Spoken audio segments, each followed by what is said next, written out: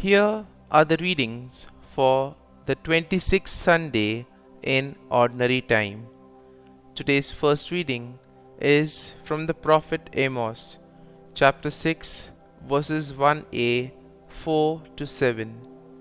The second reading is from the first letter to Timothy, chapter 6, verses 11 to 16. And the Gospel is from the Gospel of Luke, chapter 16, verses 19 to 31. The first reading, a reading from the prophet Amos. Thus says the Lord, the God of hosts: Woe to the complacent in Zion, lying upon beds of ivory, stretched comfortably on their couches. They eat lambs taken from the flock and calves from the stall, improvising to the music of the harp. Like David, they devise their own accompaniment. They drink wine from bowls and anoint themselves with the best oils. Yet they are not made ill by the collapse of Joseph. Therefore, now they shall be the first to go into exile, and their wanton revelry shall be done away with. The word of the Lord. Thanks be to God. Responsorial Psalm. Our response shall be, Praise the Lord, my soul. Blessed is he who keeps faith forever, secures justice for the oppressed, gives food to the hungry. The Lord sets captives free. Response: Praise the Lord, my soul. The Lord gives sight to the blind. The Lord raises up those who were bowed down. The Lord loves the just. The Lord protects strangers. Response: Praise the Lord, my soul.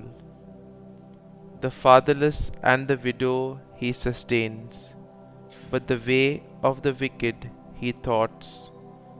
The Lord shall reign forever, your God, O Zion, through all generations. Alleluia. Response: Praise the Lord, my soul. The second reading, a reading from the first letter to Timothy. But you, man of God, pursue righteousness, devotion, faith, love, patience, and gentleness. Compete well for the faith. Lay hold of eternal life to which you were called, when you made the noble confession in the presence of many witnesses. I charge you before God, who gives life to all things, and before Jesus Christ, who gave testimony under Pontius Pilate for the noble confession, to keep the commandment without stain or reproach, until the appearance of our Lord Jesus Christ, that the blessed and only ruler will make manifest at the proper time, the King of kings and the Lord of lords, who alone has immortality, who dwells in unapproachable light, and whom no human being has seen or can see. To him be honor and eternal power. Amen. The word of the Lord. Thanks be to God. Gospel acclamation. Alleluia, Alleluia. Though our Lord Jesus Christ was rich, he became poor, so that by his poverty you might become rich. Alleluia, Alleluia.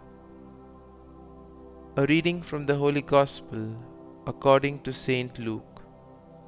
Jesus said to the Pharisees, There was a rich man who dressed in purple garments and fine linen, and dined sumptuously each day, and lying at his door was a poor man named Lazarus, covered with sores, who would gladly have eaten his fill of the scraps that fell from the rich man's table.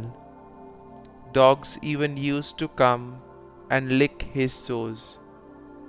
When the poor man died, he was carried away by angels to the bosom of Abraham. The rich man also died and was buried, and from the netherworld, where he was in torment, he raised his eyes and saw Abraham far off, and Lazarus at his side. He cried out, "Father Abraham, have pity on me.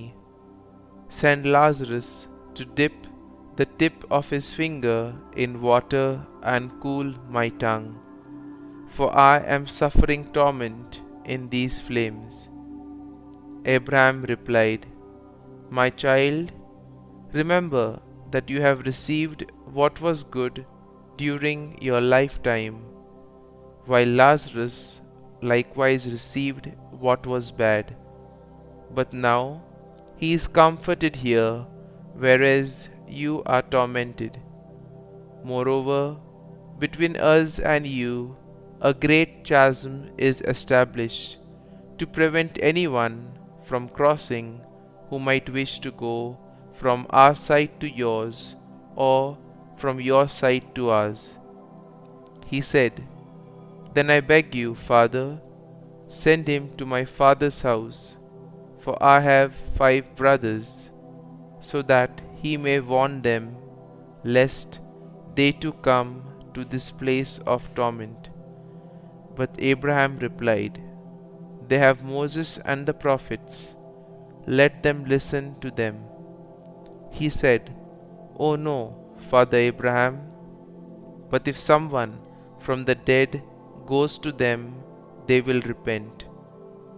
Then Abraham said, "If they will not listen to Moses and the prophets, neither will they be persuaded if someone should rise from the dead."